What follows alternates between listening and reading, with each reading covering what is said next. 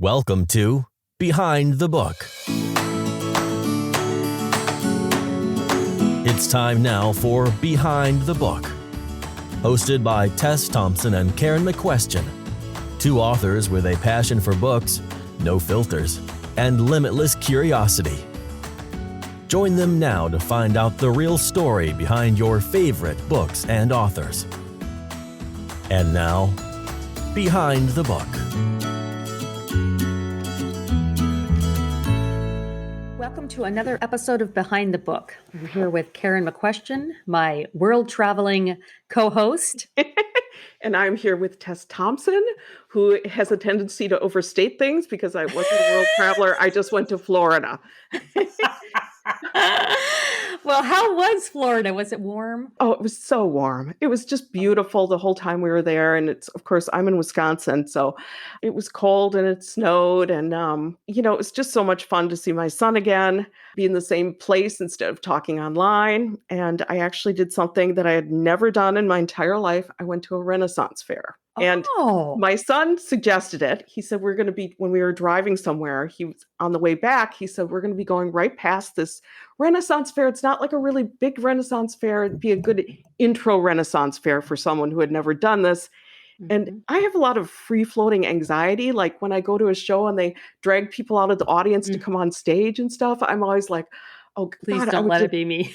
That's right. And I was like, and I know that in Renaissance fairs, sometimes like the actors walking around come up and talk to you. So I was like, am I going to have to fight a duel with someone, or talking in Shakespearean, forsooth, dear lady, and I won't know what to say? And they were like, no. Apparently what I thought a Renaissance fair was and what it actually was were two different things. So. Well, as a hippy-dippy former actor, I am familiar with Renaissance fairs, and I think that's really cool that you guys went. I haven't been into one in a long time. Did you go as an actor or just as a participant? Just as a participant, yeah. I seem to recall a lot of scents of marijuana and like old-timey music, which is cool, and all those cool costumes and stuff like that. Oh, yeah. But yeah, it's fun. It's great for people watching. Just awesome. For sure. And Greg did like the axe throwing thing, and first axe got it in the middle of the bullseye. No I know. Way. I was so impressed. Did he win a teddy bear or something? He got it. Well, subsequent throws did not go quite as well, but he got a gold sticker that said like champion axe thrower, which he put on his pocket. That's awesome. And I said, well, now I'm going to have to ward off all the women who are going to see that. Or it could be a detriment, depending on, if it's what he's going to do with the axe. Like, you don't want that guy to get mad at you. So. Exactly. Oh, that sounds like fun. Well, we had an amazing guest today, and I can't wait for everyone to hear his story. Boo Walker, who I've seen his name a million times, over the years, and it was really fun to get to talk to him. He had a really fun personality, and then I couldn't help but notice, like in the background, he had like 4 guitars hanging up on the wall and 1 banjo. And it turns out he's musically talented, and he's a terrific author and writer and fun personality.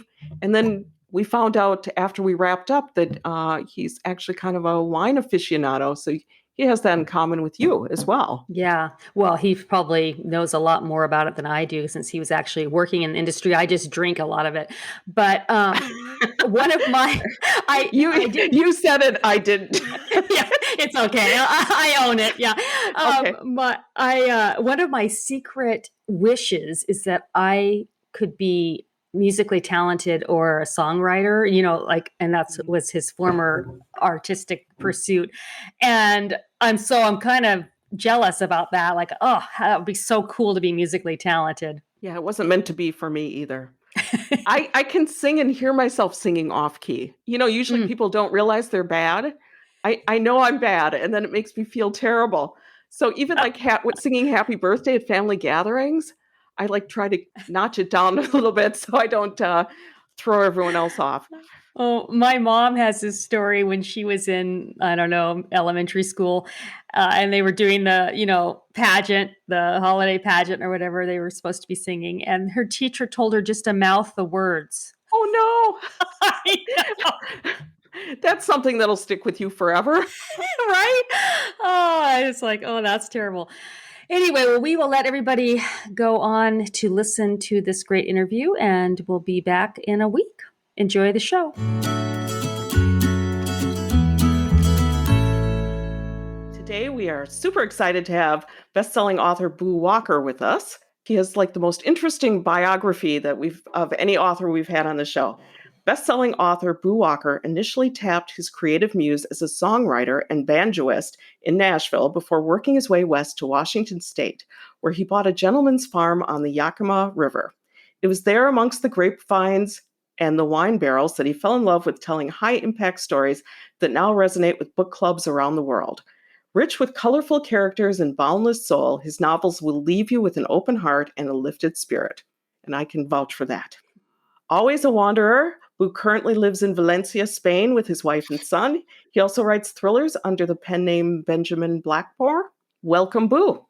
Thank you. It's great to be here. And I should say right off the bat, always a wanderer is true because I've moved from Valencia, Spain to Maine in just the past few weeks. So I guess I need to update my biography.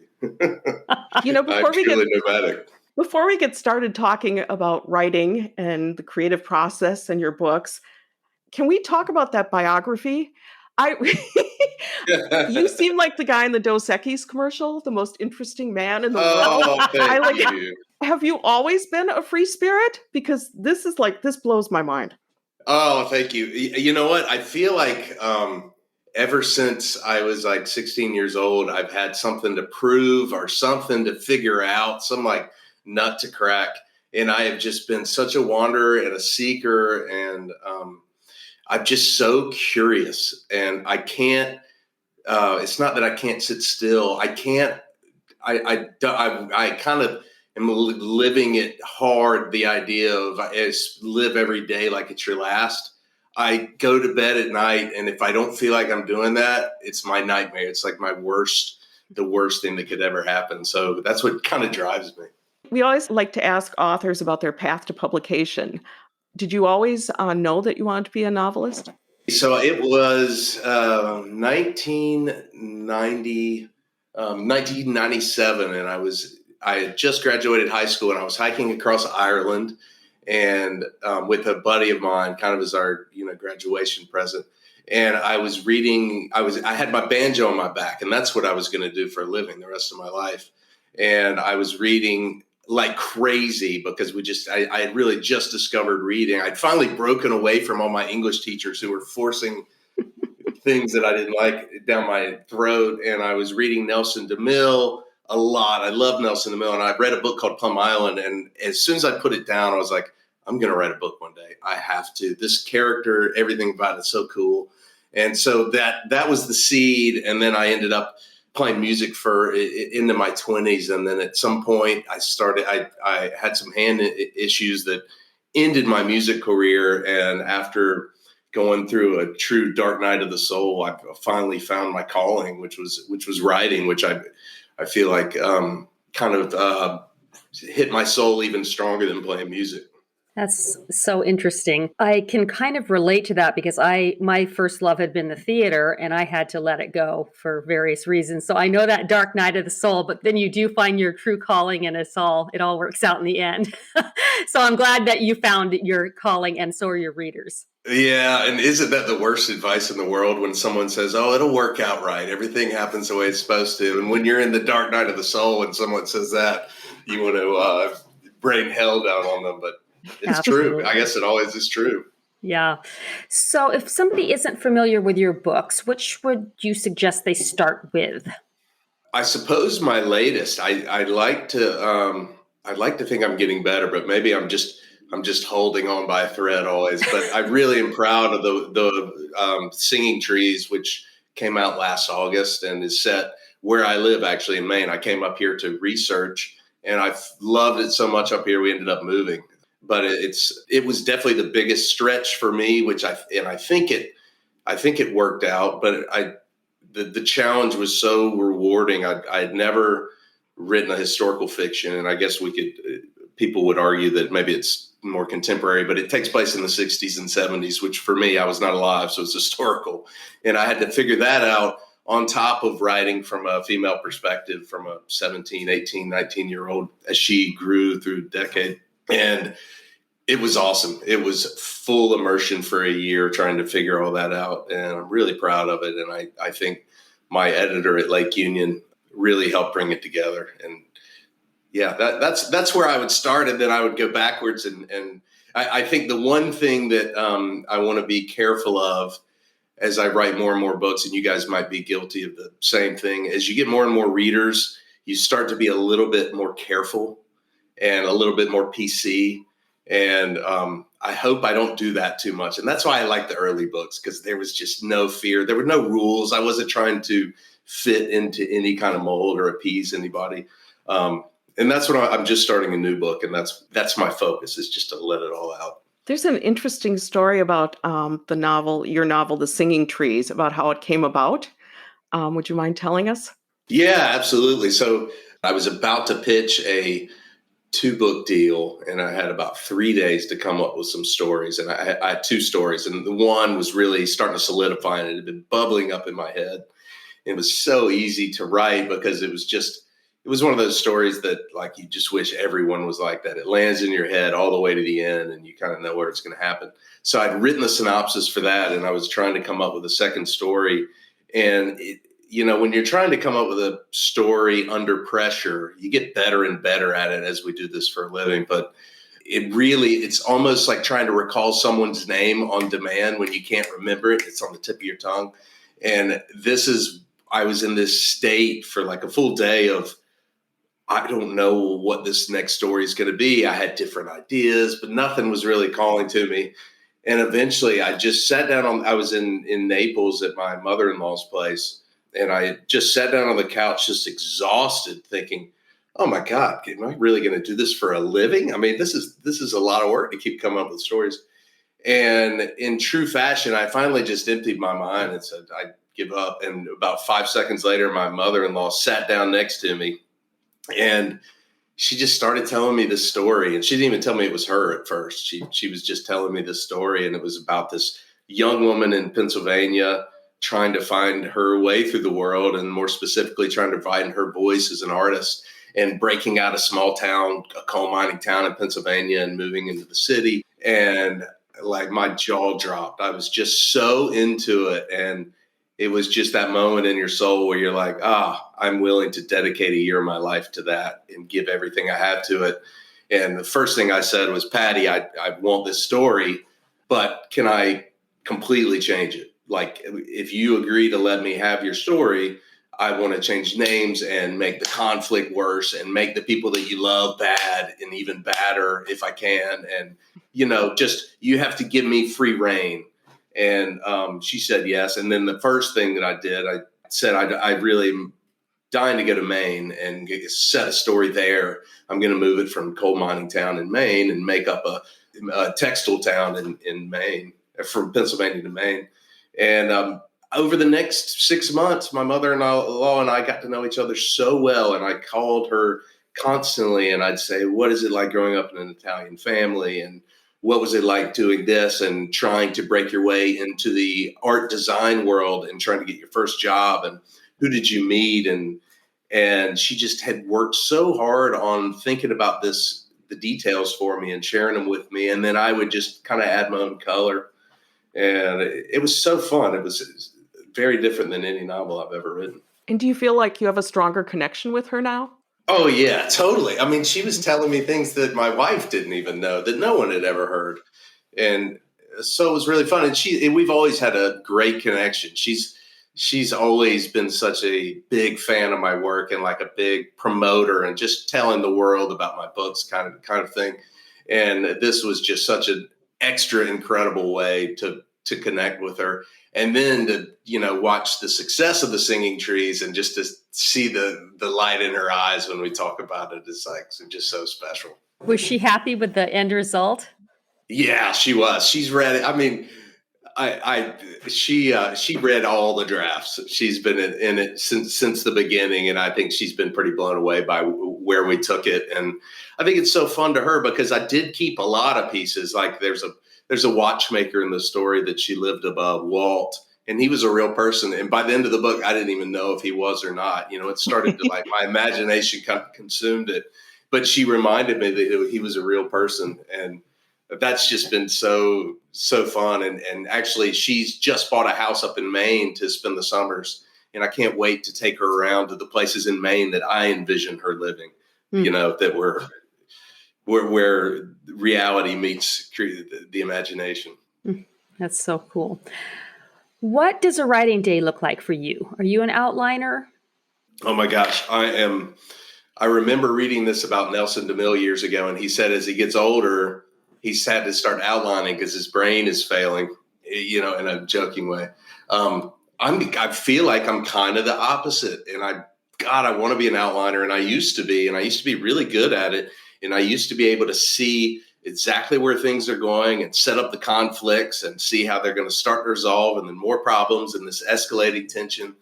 And in the past few books, I think a lot of it is because they're becoming a little bit more complicated, and they're just not your standard plot line. But I try to outline the best that I can, and then at some point I just say, this is the best that I can do. I got to start writing because I got to get into their heads and kind of pants it and see. I got to meet the characters and see what happens.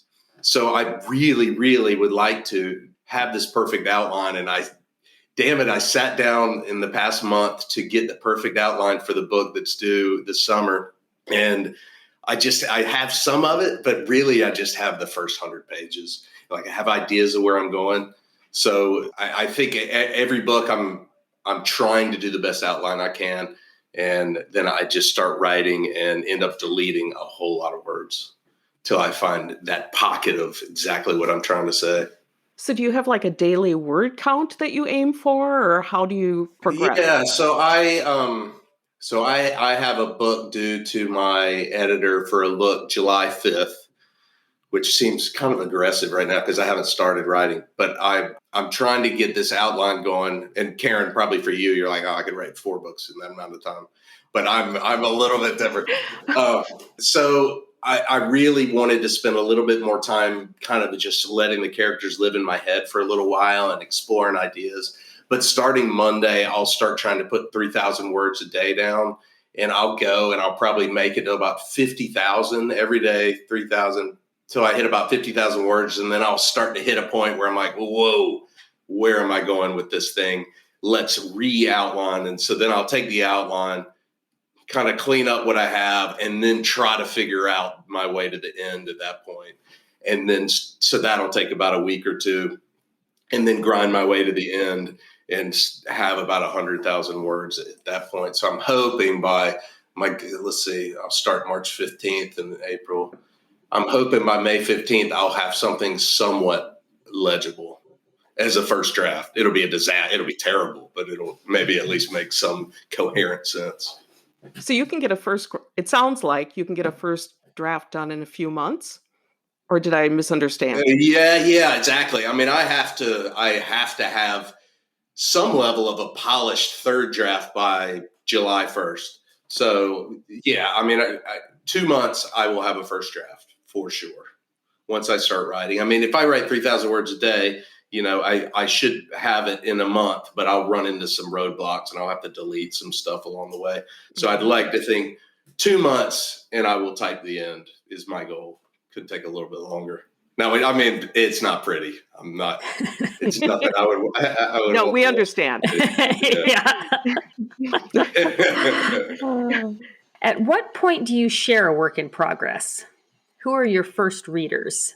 My agent happens to be a really great editor, and she edits for Catherine Ryan Hyde and a few people. And she will see the first 50 pages, and we'll hammer that out. I'll get that to her in the next couple of weeks, and we'll work on that and make sure I've got the voice right and stuff. I'm writing this one in first person, and we're going to make sure that that's working. And I really trust her vision above just about anyone in the whole world. And if she feels like it's just not coming off, then I'll change it to third person and get going again. And then my wife will take a look pretty early on, really just to make sure that I'm not writing something that shouldn't be shared with the world. Because when I'm writing, I really try to remove all filters and just really let it go. And sometimes it can really work. And sometimes my wife's like, I don't think you want people to know that you wrote that. And so she's like she filters that kind of stuff. And then my editor at Lake Union, it'll take a peek and I'll share it with my beta readers. I've got about 25 beta readers that will help give me some early advice, and they'll stick with me. Hopefully I can get another round in with them later on too. Now, I find that interesting. You say 20 to 25 beta readers, because I found that if I get more than a handful of beta readers, that I get overwhelmed by the feedback. So how do you handle that? Yeah, I've been using these, pretty much the same crew. Maybe it's more like 18 to 20, but same crew for like 5 or 6 or 7 books. They know me really well, and they all have really different ways of doing things. Some will return a manuscript that's just torn apart from the beginning to the end. And some will return just 1-page document of this are my thoughts. I include a list of questions, and a lot of times they specifically answer what I'm looking for. And I look for patterns a lot of times. Like there's certain people I trust everything they say. And then a lot of it is patterns. Like, are you feeling the flame of the romance? Is there a connection between the two? Or, are you buying that he would really actually leave his current situation to go do this in Act 2? And if the majority or 40% of the people say are in agreement, then it's like a red flag of, okay, I need to work on that, or they're right in this particular situation. But it's overwhelming. But I think I'm getting better and better at knowing when to trust me and when to use them. Now, you mentioned before coming up with story ideas. Do you have like a folder somewhere with the notes jotted down for future books, or how do you do that? I do. I've got I use this app called Wonder List. And that's how I manage my whole life, all my to-dos and everything. And I have a few folders in there of projects that are coming down the lines. In fact, I've just started a new one called Shore Road, which is basically life here in Maine and this Cape Elizabeth in this neighborhood. And I'm already just meeting neighbors and stuff. And anytime I hear a quirky story, I'll just add it to my Shore Road list. And then, in a few months, I'll sit down and move it to a larger notepad for this book. But I've always got, I've got a list of small little ideas, title ideas. Then when it's time to come up with a new story, I sit down and read everything that I have and try to make sense of it. Well, that's interesting because one of our questions is about titles. Do you have a methodology about choosing them? I don't know where they come from exactly, but I really like to have the title almost before the book idea. It's almost like the title is the theme and the book idea and everything. It kind of is the premise, but in just a couple words. And that's been the case for the past few. And the next 2 that I'm writing, I already know the titles, but I don't know where they come from other than my songwriting background really gets me interested in the hook of a title. And then when I'm writing, everything comes under the umbrella of that title. It kind of gives me the direction.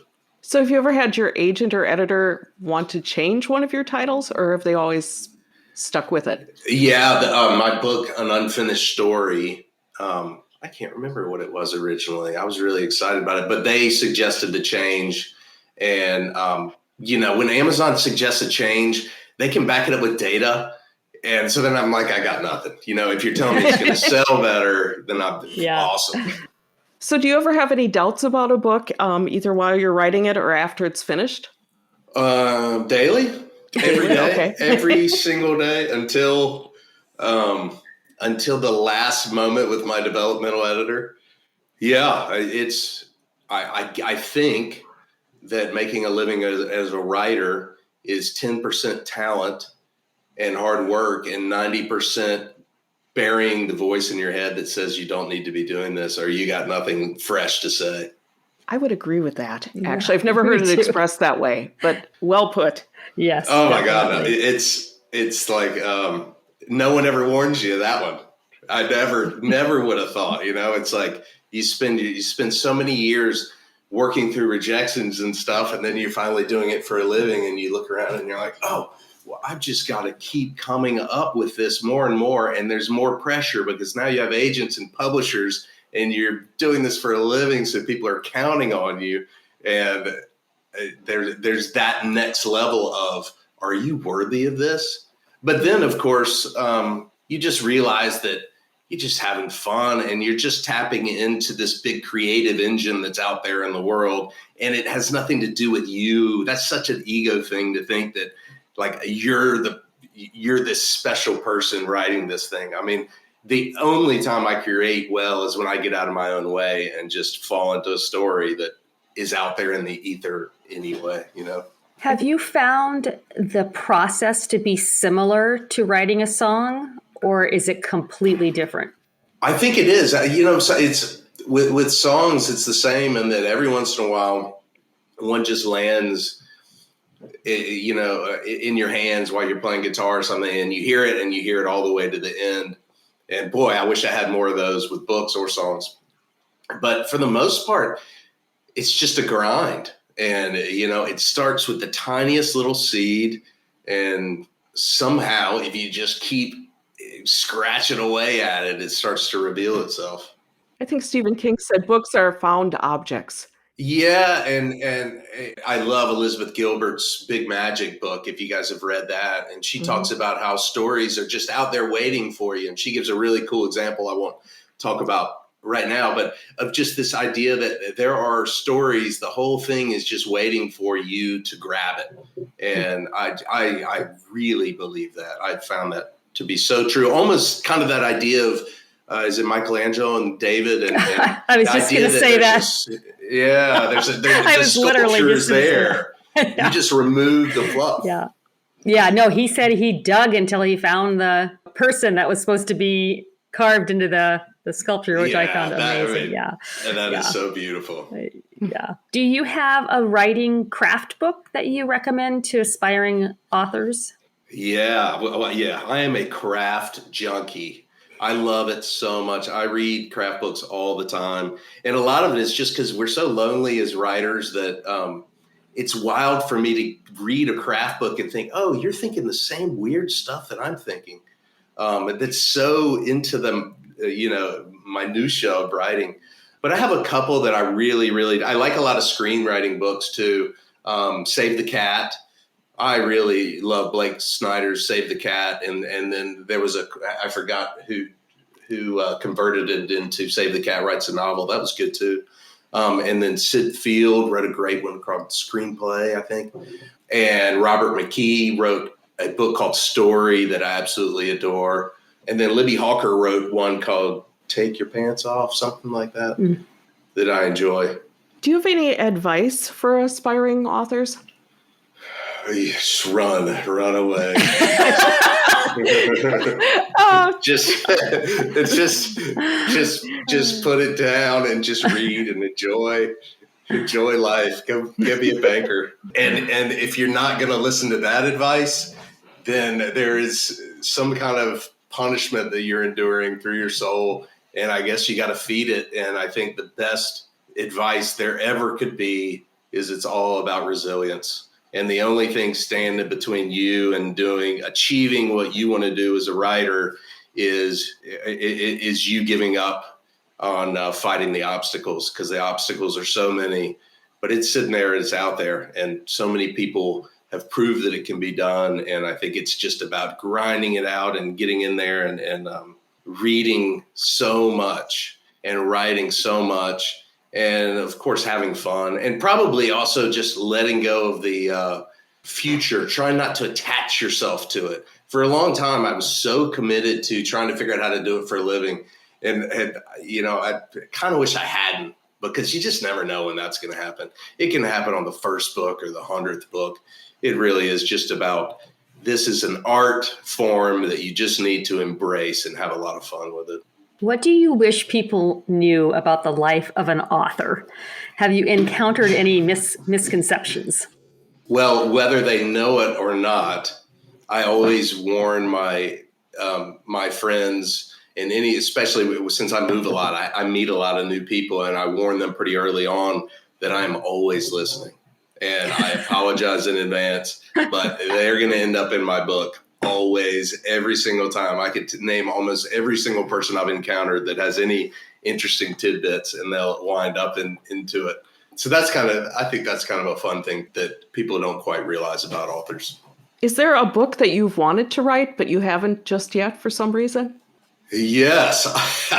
I want to write about this really disgruntled jazz club owner who rides a Vespa. And I have tried submitting it to Lake Union like 4 different times in different ways. And I've even written the first 40,000 words a couple of years ago. And it just doesn't seem to ever be the right time. And now I'm starting, it's kind of like that Elizabeth Gilbert idea. I'm starting to feel like that story, I let it go. And it's like a balloon that just floated away. And I'm starting to accept that maybe I'm not supposed to tell it. But for so long, this woman was so alive in my head.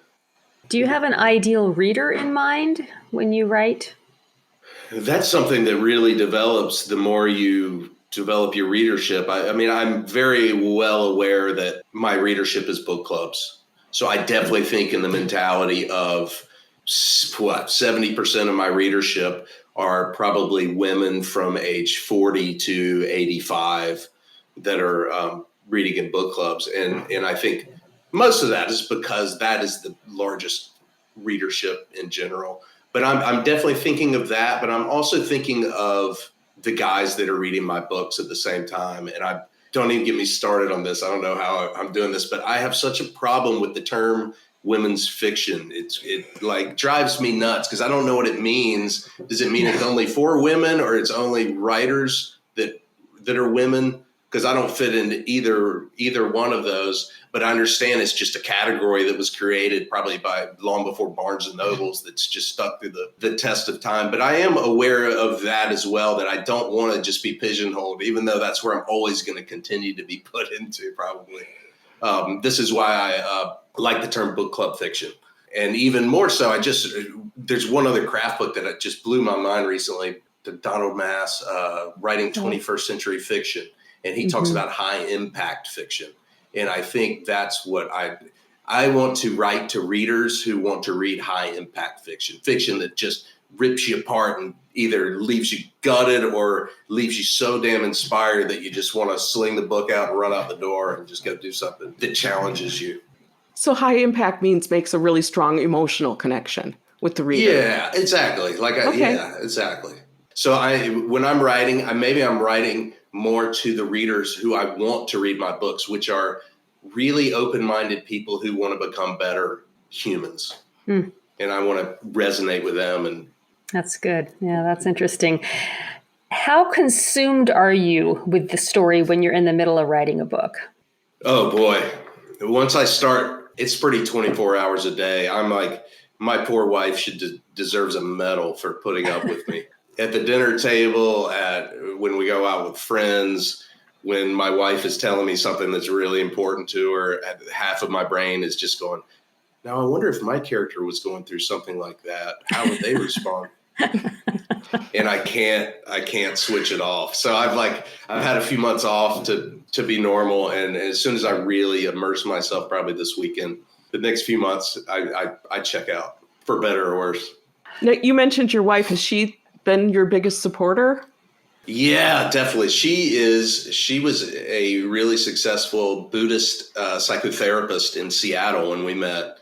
And we joke, and she retired when we adopted our son. And between he and I, we were enough for her for the rest of her life. But it's not only has she been like such a big supporter and believed in me and every story, even when I didn't, but having a resident psychotherapist in the house is the greatest thing in the world. As a matter of fact, we're driving to Vermont to research a story Thursday, and we'll spend the whole time talking about the characters. And she can help me. Not only is she really smart and funny and can help me with plot and all that kind of stuff, but she can help me dive into the characters' heads, which is so crucial. That sounds fascinating. But she can help you with motivation and people's reactions and all of exactly. Yeah. She can just Wounds. poke holes in all of it. Yeah, childhood wounds. Do you have a why when it comes to your fiction? You kind of already answered this. Yeah, I think I think I'm a pretty sensitive, very I have a lot of deep feelings inside of me, and I got to get them out. And it was the same way with writing. And sometimes I don't come out in laughter or tears or whatever. But for me, my why is that I don't have a choice. I have something inside of me that needs to get put on the page, and I need to express myself. And when I was like 15 and 16, I was the worst teenager and the worst high schooler ever.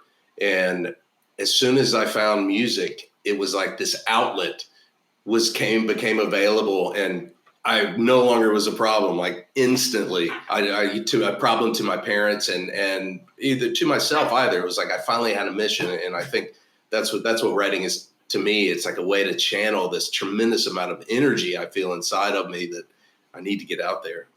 You know what? This is not on our list of questions, but I wanted to bring it up because you are to me, it seems, a very outgoing person who makes connections pretty easily. And that's something that beginning writers will sometimes have trouble with, is finding their people. How does that work for you? And I'll backtrack a little bit and say I was at the NINC conference. Tess was there also. And I was introduced to Lucy Score, who's a big, big deal in the romance world. She writes really funny, lighthearted rom-coms and other types of books. And she said my name, and then she said, "Oh, Boo Walker told me you might be here." That's so funny. I did a double take. Okay, how did Boo know I was going to be here? I must have mentioned it to you. And then the connection. And I walked away, and I remember saying to someone, I think Boo Walker knows everybody. It just seemed that way. That's funny. I have definitely, I guess I'm like a introvert half the time and an extrovert the other half. When I feel like hiding in my cave, I'm really good at it. But when it comes to writers that I admire, I love talking to them. And I think I reached out to you years ago, Karen, a couple of 2 or 3 years ago or something. Oh yeah. Talking shop is the best. Yeah. It's like, oh my God, when I finally started to realize that there were other people out there, and that's what the self-published world has really helped, is to bring all these people out. And then the NINC conference, meeting everybody and having these conversations. It's like, it would be the most boring thing in the world to most people, but for us, it's so fun. And I just continue to reach out. I've struck up a pretty long time conversation with Amor Tolls, who is my hero. And I just love chatting with him sometimes and asking questions and getting advice and that kind of stuff. So I think a lot of it is part of that resilience I'm talking about, in that, hey, you know what?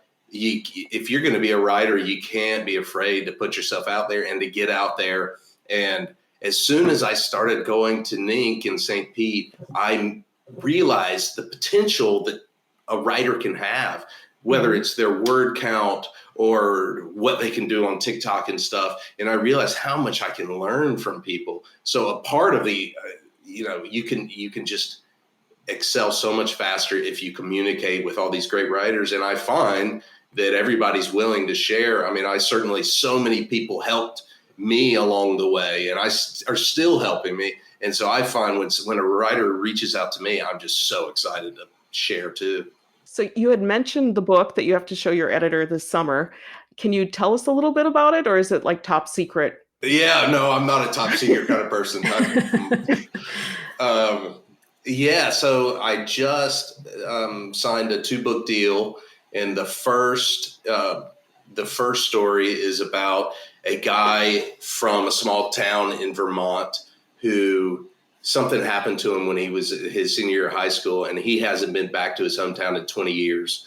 And he's lived his life based off what happened when he was 18, and he hadn't been able to shake it. And all of a sudden, He's 38 years old. His high school reunion's coming up, something he would never touch, in a million years. And something is going to force him to return home for the first time ever. And unfortunately, I don't know what's going to happen from there, even though I've tried to figure it out. So the only way is for me to just start writing. Your brain will work on it for you. Yeah, exactly. All right. Well, we have some fun extra questions for you here at the end. What is one food that will never touch your lips? Goose liver. Who would you want to play you in a movie? Oh my gosh. I don't know who it would be, but I always fancy myself as like a really disheveled English professor in the Northeast. So whoever would play that part well. No, I was thinking a younger Greg Kinnear. I'll take that. That's a good one. Yeah. I just had an image of Michael Douglas in his bathrobe. What movie is that? That could be perfect. That'd be perfect. But actually, everybody, I haven't heard it in a while because I've gotten older. But for so many years, people said I looked like Pacey from Dawson's Creek. Like people would stop me and ask me if I was Pacey. Huh. Oh yeah, I can see that. Yeah. So he could play me. What superpower would you pick given the opportunity? I wish I could fly. What's your biggest guilty pleasure? Extra toasty Cheez-Its. What's the worst job you've ever had? Baling hay when I was 16 years old for my physics teacher. If you could instantly become an expert in something, what would it be? Writing screenplays. That is, if I had a second life to live, that's what I would do. What's your favorite smell? The ocean. What is the most terrifying thing you've ever done? Most terrifying thing I've ever done, other than write a book. I taught a wine class at the Culinary Institute in New York in a big seminar format on a big stage and stuff. That was pretty terrifying. What's one thing you're really bad at? Excel. If you could live your life over again, would you want to? Yes, for sure. A little bit slower. Normally, this is the part where we say goodbye, but I was hoping we could do something a little bit different. I can see your guitars and your banjos in the background. Would you mind sending us out with a little music? Oh my gosh. Would you? Really are throwing me. I didn't know this was coming, Boo. So I don't either. I would have tuned up or something. Oh, well, you can't go wrong with us. Can you hear that? We sure can. Oh, I love that.